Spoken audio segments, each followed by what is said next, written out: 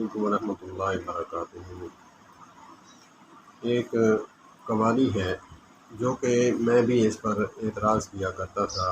جب تعصب کی پٹی اتری، تعصب کی اینک اتری، خود میں نے اتارنے کی کوشش کی، تب پتہ چلا کہ یہ حدیث پاک کا مفہوم ہے۔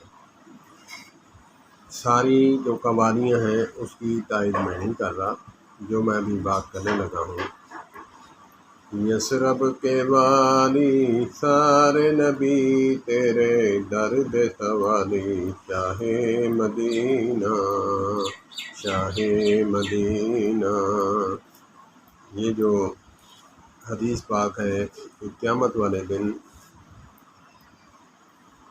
ہر نبی کے پاس جائیں گے لوگ، امتیں اکٹھی ہو کر، تو سب نبی جو ہے برات کا اعلان کر دیں گے اور کہیں گے کہ ہم چلتے ہیں ایک ہستی کے پاس جو آخری نبی حضرت محمد کریم صلی اللہ تبارک و تعالیٰ علیہ وآلہ وسلم ہیں، ان کے پاس چلتے ہیں۔ تو سارے نبی آئیں گے وہاں پہ، تو آقا کریم علیہ الصلوۃ والسلام کو عرض کریں گے کہ یا رسول اللہ صلی اللہ علیہ وآلہ وسلم، آپ اللہ عز و جل کو عرض کریں کہ حساب کتاب شروع ہو۔ تو قرآن پاک کی آیت بھی ہے کہ حدیث پاک میں بھی ہے، نبی پاک صلی اللہ علیہ وآلہ وسلم سجدہ فرمائیں گے زمین پر، تو اللہ پاک فرمائیں گے کہ سل توتا وشفا تو شفا، کہ آپ سر مبارک اٹھائیں، جو مانگیں گے آپ کو ملے گا اور شفاعت بھی کی جائے گی۔ اور قرآن پاک میں بھی ہے، اللہ پاک نے فرمایا اعوذ باللہ من الشیطان الرجیم، بسم اللہ الرحمن الرحیم، وَلَسَوْفَ يُعْطِيكَ رَبُّكَ فَتَرْضَىٰ۔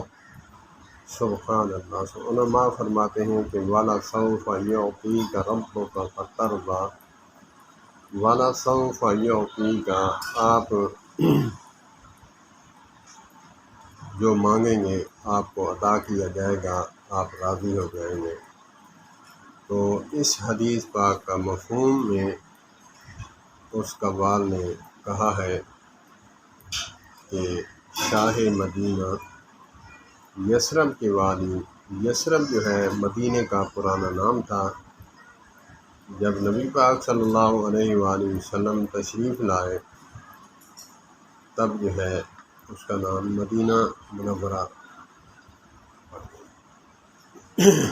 تو ہر بات پر ہم فتوے کی مشین بن جاتے ہیں۔ اکثر جو ہے میرے عوام الناس میں سے اہل حدیث جو ہیں وہ زیادہ تر فتوے لگاتے ہیں، کیونکہ میں بھی اہل حدیث ہوں، الحمدللہ میں اہل حدیث ہوں۔ اللہ پاک کا کرم ہے کہ قبر میں نے اپنا جواب دینا ہے، کسی کا نہیں دینا۔ شفاعت ہمارے نبی حضرت محمد کریم صلی اللہ تبارک و تعالیٰ علیہ وآلہ وسلم نے کروانی ہے، نہ کہ مسلک نے۔ اللہ پاک ہمیں مسلک کی تعصب سے محفوظ فرمائے، اللہ پاک سب کو سمجھ عطا فرمائے۔ السلام علیکم ورحمۃ اللہ۔